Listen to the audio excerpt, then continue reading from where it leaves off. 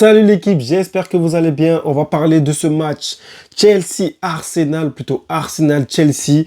Ouais, on a eu déjà beaucoup de confrontations. Je crois qu'on est déjà à 3 ou à 4 confrontations et Chelsea n'a toujours pas battu Arsenal. Alors, on va parler, je vais vous expliquer comment ça va se passer. On a donc les résultats sur les 5 derniers matchs, résultats des dernières confrontations. 11 des deux équipes, hommes forts des deux équipes et calendrier et après pronostic par rapport au match. Voilà, on va parler de ça tout de suite. Pour ceux qui ne connaissent pas ma chaîne, je parle ici de la Premier League et surtout plus précisément de Chelsea. On a eu donc un débriefing sur la Ligue des Champions, le tirage au sort de la Ligue des Champions. On a un débriefing, allez voir cette vidéo. Et là, on va parler donc de l'avant-match Chelsea-Arsenal. On va voir de quelle équipe est censée gagner, quelle équipe est au-dessus en ce moment. Donc abonnez-vous, likez, commentez et c'est parti.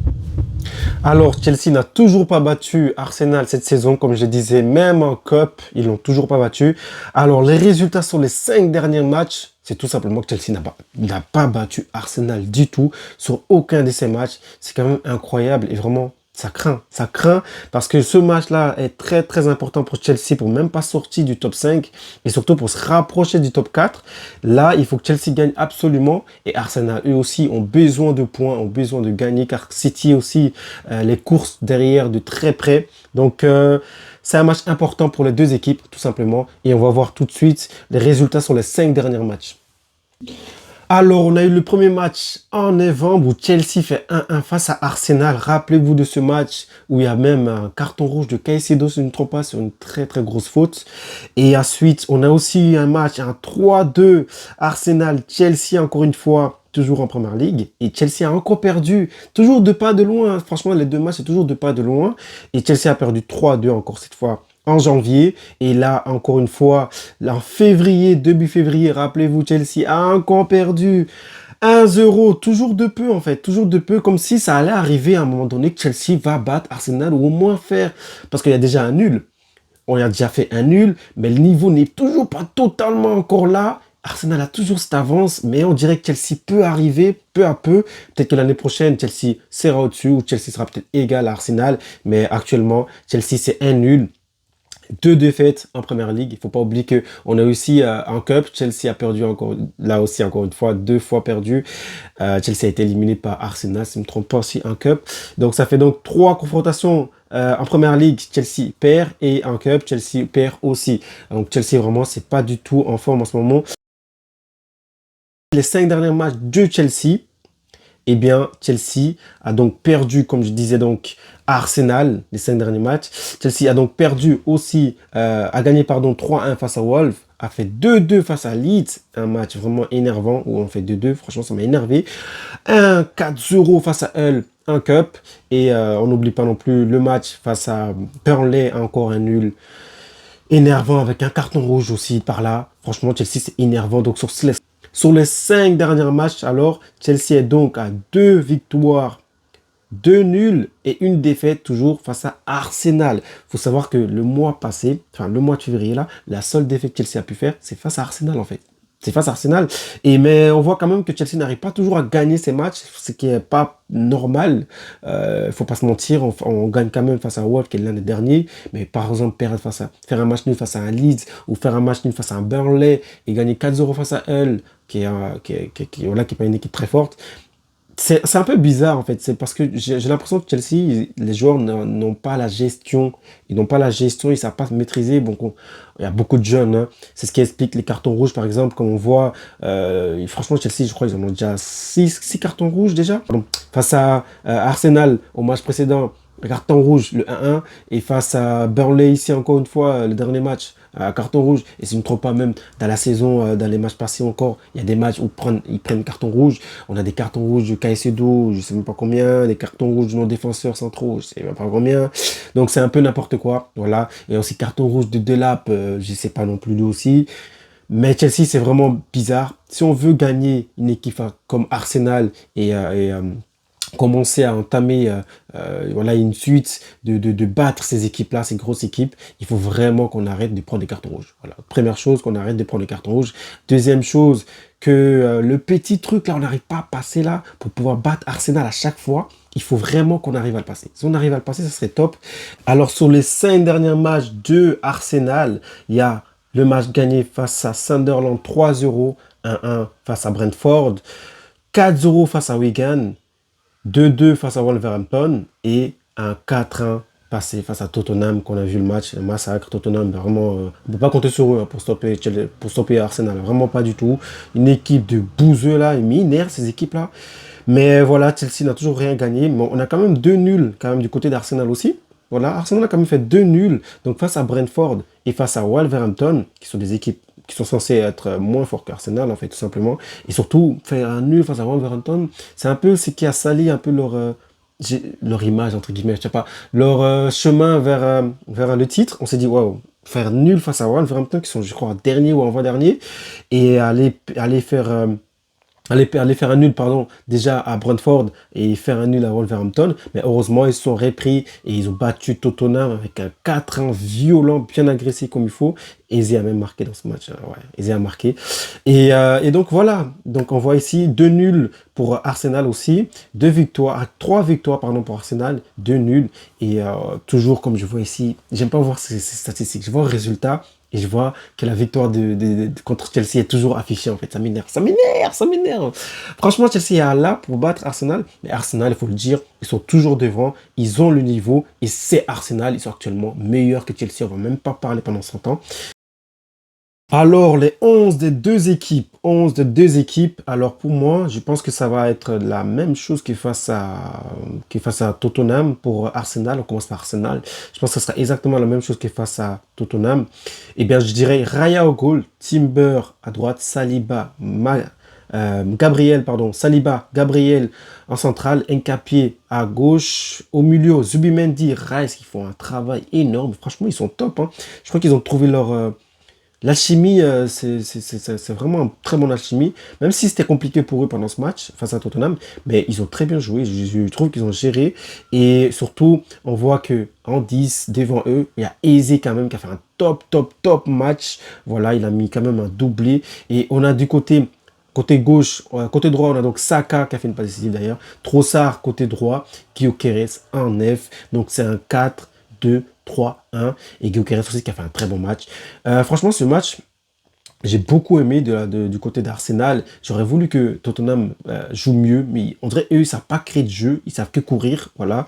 Mais voilà, je pense que ça sera comme ça la composition d'Arsenal, le même que face à Tottenham. Et c'est une très belle équipe, franchement, quand je regarde ça, c'est magnifique. Ça, c'est un joueur, quand il rentre en jeu, il est bon. Mais quand il commence, il n'est pas bon du tout. Et il faut voir si Martinelli va jouer à sa place. Bon, Martinelli non plus, c'est pas incroyable. Je pense que c'est mieux que Trossard commence pour Chelsea. Parce qu'il n'est pas incroyable quand il commence. Mais quand il commence pas et qu'il rentre en jeu, il est mieux, il est plus fort. Voilà, tout simplement, il est plus fort, il est plus tranchant, il est plus destructeur. Voilà, il est là, quoi. On le voit et c'est quelqu'un qui ramène beaucoup le danger quand il rentre en jeu. Mais quand il est dans le jeu, il est un peu bizarre. On dirait qu'il ne sait pas comment faire, etc. Qu'il se sent trop cadenassé. Et souvent, c'est ce qui arrive à certains joueurs, hein. Quand ils commencent un match, ils voient qu'il y a trop de trucs. Et quand ils rentrent en jeu, voilà, l'équipe adverse est un peu plus fatiguée et ils rentrent avec une fraîcheur technique, une fraîcheur physique, une fraîcheur mentale. Et ils ont plus d'envie de faire ceci, cela. Et il faut savoir que les joueurs en face, adverses, ils sont plus fatigués, donc ils ont plus de facilité. Donc comme Trossard, il aura plus de facilité à passer devant eux, à les dribbler, etc. Et donc à créer des actions dangereuses. Donc, alors les gars, il faut parler un peu de cette défense quand même de Arsenal. C'est magnifique, c'est monstrueux. Et Nkapie, il est pas mal du tout en tant que back gauche, hein, pas du tout, franchement, défenseur gauche, il est pas mal du tout, il est très intéressant, et c'est un défenseur qui rentre à l'intérieur d'ailleurs, qui fait une sorte de boîte, et offensivement, il est intéressant, et quand tu vois quand même Gabriel, Saliba, Nkapie, c'est un joueur qui est censé être défenseur central d'ailleurs, c'est un central à 100%, mais il fait un peu de pep, hein, Arteta, il fait un peu de pep, et ça marche très bien comme Pep le faisait avec Guardiola, mais ça marche très bien, ils ont une très très bonne défense, franchement, si on doit voir les deux équipes, voilà, défense, il nous détruit, voilà, il nous détruit clairement en défense, à part les backs, voilà, à part les backs. Là, on va passer donc à la composition de Chelsea. La composition de Chelsea sur le dernier match face à Burnley. Alors, on a Sanchez au goal, James, Fofana, Chalobah, Gusto. Fofana a un carton rouge. faut savoir qu'il faut a un carton rouge. Malheureusement, on est obligé de mettre quelqu'un d'autre à côté de lui. Bon, on va en parler tout de suite. On a Caicedo au milieu, André Santos, Palmer, Fernandez, Neto et Joao Pedro. Alors pour ma part, je pense que ça sera à peu près la même chose. Donc Chalobah, Fofana ne jouera pas, clairement. Et donc on aura à la place de Fofana, s'il te plaît, Rossignol, s'il te plaît, pas de Badiachil. Pas de Badiachil, pas de Tosin. S'il te plaît, pas de Badiachil, pas de Tosin. Et je veux Mamadou Sarr. Voilà, je veux Mamadou Sarr à la place de Fofana qui a un carton rouge. Voilà, encore des équipes qui prennent que des cartons rouges. Comment vous voulez qu'on remporte un championnat, on prend que des cartons rouges. Vraiment, Chelsea a encore des choses à faire. C'est pour ça qu'on ne peut pas battre des équipes comme Arsenal qui vise à gagner la Ligue des Champions, qui vise à gagner la Première Ligue ou même tous les trophées, que ce soit FA Cup ou Carabao, tout. Et là, on n'a que des cartons. Chaque 2 semaines, il y a des cartons. C'est n'importe quoi. Donc, même le gardien en prend. Franchement, Sanchez aussi a un carton jaune, il faut savoir. Mais je trouve que, défensivement en tout cas, notre composition, Sanchez au goal, James, Mamadou Sarr à côté de Chalobah, c'est ce que je veux. Et Gusto du côté gauche. Et Caicedo, André Santos au milieu. C'est ce qui c'était face à Burnley. Eh bien, moi, je pense que c'est ce que je veux, en fait. C'est ce que je veux. Parce que je trouve qu'ils sont vraiment très bons ensemble. Et il faut le temps voilà, qui ont une alchimie encore plus forte que Santos avait quand il était à Strasbourg. Et Caicedo, voilà, il faut une meilleure entente. Mais je pense que ça va arriver peu à peu. Il ne faut pas les casser maintenant. Il faut continuer à les faire jouer ensemble. Et donc, Caicedo et Santos au milieu. Et Palmer à droite. Fernandez en 10, Pedro Neto. Bah, en fait, c'est vraiment la même chose. Et Joao Pedro devant, qui est l'un de nos joueurs les plus, en termes de level, qui est le plus constant en ce moment. Il est à 7 buts, 2 passes décisives, si je ne me trompe pas, sur les 8 derniers matchs, je pense. Sur les 8 derniers matchs, c'est top. Franchement, c'est top. Et j'espère qu'il sera au top jusqu'à la fin de la saison, parce qu'on a besoin de lui là. On est 5e. Tous les échanges qui arrivent pour Chelsea, c'est vraiment terrible. Et vraiment, s'il te plaît, fais pas jouer Badiachil. Fais pas jouer Badiachil, s'il te plaît. Ni Tosin, surtout pas Tosin. Voilà, surtout pas Tosin. C'est clair, il faut Mamadou Sarr. Mamadou Sarr va jouer son premier match titulaire, je pense, face à Arsenal. C'est annoncé, mais je ne suis pas certain encore. Premier match titulaire face à Arsenal. Voilà, il va enfin jouer un gros match, un match d'une importance capitale pour Chelsea. Chelsea doit absolument gagner ou au moins ne pas perdre, enfin, vraiment pas perdre ce match. Chelsea est plutôt dans une optique à se dire ne pas perdre ce match que plus à le gagner. Parce qu'Arsenal, eux, ils veulent absolument le gagner pour mettre une distance face au deuxième qui est City, si je ne me trompe pas. Donc Chelsea sera, parce qu'on va quand même du côté d'Arsenal, hein. On joue à Arsenal, donc Arsenal va sûrement vouloir attaquer pour gagner, et nous on va subir, on va essayer de faire mieux, voilà, etc. Mais c'est Arsenal qui va vraiment tout faire pour gagner. Mais je pense que un nul, ça serait bien déjà pour Chelsea en vrai de vrai.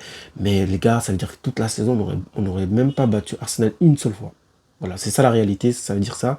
Et voilà la composition de Chelsea. Donc Sanchez, James, Mamadou Sarr pour moi à la place de Fofana qui est un rouge. Chalobah, Gusto. Chalobah, il fait des matchs top classe en ce moment. On le bouge même pas. Je n'ai vu même pas de discussion. Chalobah, depuis qu'il est de retour au Crystal Palace, il est monstrueux, de mieux en mieux en fait. Chaque match, c'est de mieux en mieux. Bien sûr, c'est une inconstance. D'ailleurs, c'est une inconstance de toute l'équipe. À un moment, il est bon, à un moment, il descend. Mais en termes de constance, je trouve qu'il est mieux que certains. Voilà.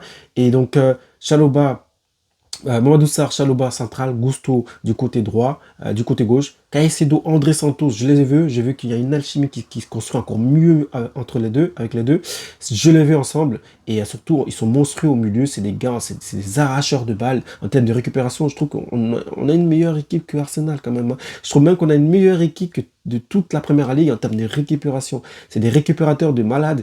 Enzo Fernandez en 10 qui va faire le faiseur de jeu, qui va suivre les actions pour Joao Pedro. Palmer qui va créer un peu de jeu. Et Neto, voilà, qui se réveille de mieux en mieux lui aussi. Et vraiment, j'ai hâte de voir comment Neto va montrer son évolution, va montrer son niveau, parce qu'il y a la Coupe du Monde qui va approcher aussi. Chacun doit montrer qu'ils sont là, hein. Franchement, Palmer, j'attends beaucoup de lui. Il faut qu'il se réveille. Lui aussi, il doit se réveiller, parce qu'il est sorti au match précédent, parce qu'on a eu un carton rouge. Voilà, c'est le premier qui est sorti. C'est un choix de Rossonnior, même s'il y avait d'autres choses à faire. D'ailleurs, il a fait un truc, il a stressé face à Burnley. Et on a encaissé à cause de ça. Et João Pedro devant, qui est en train de faire un match, une saison 2026, là... une année 2026 incroyable, il fait que marquer, vraiment il fait que marquer. J'ai annoncé son stat, il est à 7 buts de passes décisives je crois, en 8 matchs, c'est vraiment magnifique, c'est magnifique. Et voilà, je pense que ça sera un peu Ça, la composition des deux équipes. Alors, calendrier. Calendrier de Chelsea. On commence par Chelsea. Alors, Chelsea donc, va jouer ce match face à Arsenal. Et après, il y a donc Aston Villa, Wrexham en Cup, Newcastle et Everton. Voilà. Donc, en première ligue, on devrait avoir donc ce match face à Arsenal, Aston Villa, Newcastle et Everton pour le mois de mars. C'est pas du tout ça va, parce que moi je trouve que ça va devenir difficile de plus en plus, et on rentre déjà dans un moment très difficile pour Chelsea, hein, parce que on a Arsenal, Aston Villa, le match face à Wrexham, allez, c'est en plein milieu de la semaine, on a Chelsea, Newcastle, Everton, puis encore de plus en plus difficile, on respire un peu à Everton, puis on se retrouve à City, Manchester United, Brighton. Pouh, Chelsea est dans la merde en termes de voilà, des matchs à venir pour le calendrier. On va voir du côté d'Arsenal. Calendrier de Arsenal. Alors Arsenal a donc du côté de Chelsea, ils vont donc jouer ce match face à Chelsea, puis Brighton, Mansfield Town aussi en Cup, puis Arsenal Everton et Arsenal Manchester City. Là, on va voir quelque chose d'important. Ça sera pour fin mars, le 22 mars. On a hâte de voir ça. Ça sera un match très important. Arsenal aussi doit faire un peu de gestion quand même aussi, parce qu'il y a Manchester City encore qui arrive en avril déjà, dès la deuxième semaine d'avril. Et après ça, à la fin de avril, il y a quand même Newcastle qui arrive. Donc, il faut de la gestion. Il ne faut pas oublier qu'entre-temps, les deux équipes, que ce soit Chelsea ou Arsenal, il y a la Ligue des Champions qui arrive. Donc, ça sera un peu difficile. Il faudra de la gestion. Mais Arsenal, je pense que après Chelsea, Brighton, Everton, après Manchester City, et ça commence à être chaud déjà. Puis, il y a Bournemouth et Manchester City encore et Newcastle. Franchement, les deux équipes, c'est assez compliqué en termes de calendrier. Mais voilà, Chelsea cherche la Ligue des Champions, Arsenal cherche la Première Ligue, c'est pas les mêmes niveaux de jeu, c'est pas le même niveau non plus d'objectifs. Alors, pronostic est que, comme je disais, ce n'est pas du tout le même, les deux visent pas les mêmes choses. Et donc, je dirais que on joue à Arsenal, on joue à Arsenal, il faut gagner. Chelsea doit aller pour gagner. Chelsea doit aller pour gagner. On s'en fout comment ils doivent aller pour gagner. Voilà, ils doivent aller pour gagner. Ils ont besoin de points absolument. Ils doivent aller pour gagner. Au classement, Chelsea n'est pas top là. Il faut vraiment faire attention. Mais ils peuvent viser la quatrième place et vite essayer de passer devant. Pour moi, je vise la troisième place pour Chelsea. Même si United est vraiment dérangeant. Et Aston Villa, je ne sais pas ce qu'ils font encore là. Il faut vite qu'ils partent, eux. Ça commence à m'énerver. Et c'est pour ça que Chelsea doit gagner absolument son match face à Aston Villa qui va arriver d'ailleurs. Mais je dirais que Arsenal ou match nul. Voilà, les gars, on va pas commencer à faire genre Arsenal ou match nul. Voilà, tout simplement, c'est mon pronostic. Les hommes forts des deux côtés, du côté de Arsenal, Gyökeres, il commence à marquer de mieux en mieux, c'est intéressant. Et du côté de Chelsea, Jean Pedro aussi commence à marquer de plus en plus. Donc on a hâte de voir ça, les chocs des deux titans là, ça peut être intéressant. Ça peut être intéressant. Saka aussi commence à se réveiller.